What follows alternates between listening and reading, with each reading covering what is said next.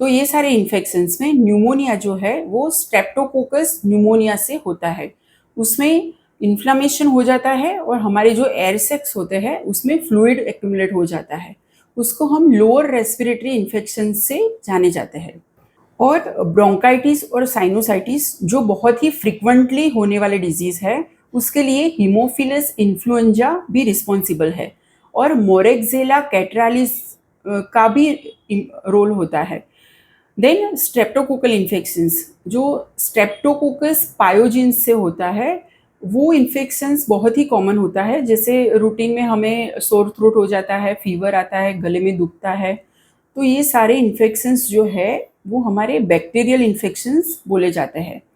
Symptoms में जैसे coughing होता है, सोर थ्रोट होता है, fever, fatigue, shortness of breath, difficulty in breathing होता है, कई बार चेस्ट में पेन होता है।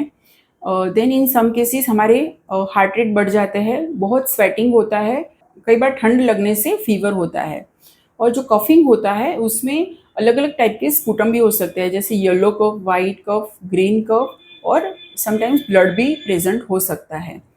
तो ये सारे सिम्टम्स हुए बैक्टीरियल इन्फेक्शंस के। तो ये सारे जो बैक्टीरियल इन्फेक्शंस होते हैं उसका ट्रांसमिशन कैसे होता है? ये जो रेस्पिरेटरी इन्फेक्शन है वो ड्रॉपलेट से रिलीज होते हैं, जैसे कि हम स्नीज करते हैं और कफिंग होता है, उससे वो स्प्रेड हो सकते हैं।